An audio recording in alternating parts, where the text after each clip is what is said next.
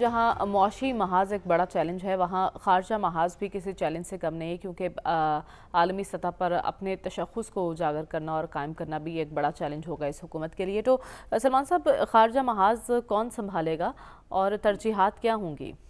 دیکھیں، یہ جو خارجہ محاذ پر جو ترجیحات ہوتی ہیں وہ آپ کے جو مفادات ہیں اس کے ساتھ مشروط ہوتی ہیں۔ آپ اپنے مفادات کا تحفظ کر پائیں گے، اس کے لیے ملک کے اندر ایک سٹیبل گورنمنٹ کے ساتھ معاشی حوالے سے مضبوطی ناگزیر ہے۔ جب ہم معاشی حوالے سے مضبوط نہیں ہوں گے تو پھر خارجہ محاذ پر اس طرح ڈیلیور نہیں کر پائیں گے۔ میں سمجھتا ہوں کہ شہباز شریف صاحب نے اپنی پہلی تقریر میں ایک طرف وہ سی پیک کے پر مؤثر عمل درآمد کی بات کر رہے تھے، دوسری طرف انہوں نے کہا کہ ہم کسی بلاک کا حصہ نہیں بنیں گے، چونکہ چین اور امریکہ کے درمیان میں سمجھتا ہوں کہ ایک متوازن پالیسی ضرور ہونی چاہیے، لیکن اس خطے کے ایشوز جو ہیں وہ اس خطے کے ممالک کے ساتھ مل کے ہی حل ہو سکتے ہیں، اور اس میں چین کا پاکستان کے حوالے سے ایک سافٹ کارنر موجود تھا اور ہے۔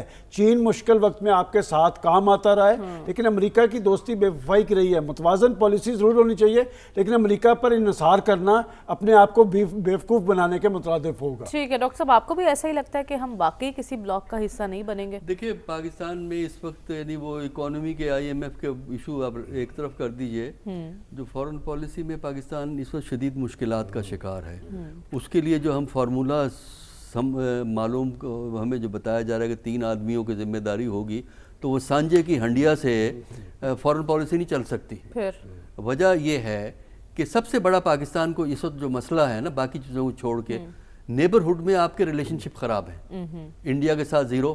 اچھا، چین بھی اس وقت تھوڑا سا آپ سے اپسٹ ہے، کیونکہ سی پیک کے ساتھ جو کچھ ہوا ہے پچھلے چند سالوں میں، تو سی پیک کا ہمیں نہیں معلوم کہ پاکستان کی کمٹمنٹ کتنی ہے سی پیک کے حوالے سے ایکچولی، کیونکہ ادھر سے امریکن پریشر پاکستان پہ آ رہا ہے۔ ڈار صاحب، افغانستان سے یہ ذمہ داری سنبھال سکیں گے ڈار صاحب؟ ڈار صاحب تو ہر چیز سنبھال سکتے ہیں، وہ تو شکر ہے کہ پرائم منسٹر یا پریزیڈنٹ نہیں بنا دیا ان کو جو ہے۔ باقی رہا فورن آفس نہ ہی سنبھالیں تو بہت بہتر ہوگا، فورن آفس پہ بڑی مہربانی ہوگی ان کی۔ اچھا، تو میں یہ کہہ رہا تھا کہ افغانستان سے آپ کے ریلیشن شپ خراب ہیں، جس کے امکانات نہیں ہیں۔ ایران سے جو ریلیشن شپ ہے وہ ڈیفیکلٹ ریلیشن شپ ہے، وہاں بھی پرابلم ہے۔ تو سب سے بڑی فورن پالیسی کا فیلئر یہ ہے کہ کوئی نیبر خوش نہیں ہے، ایسا نہیں ہے جو آپ سے خوش ہے۔ تو سب سے بڑا چیلنج ہے کہ ہمسایوں کو پہلے راضی کرنا ہوگا۔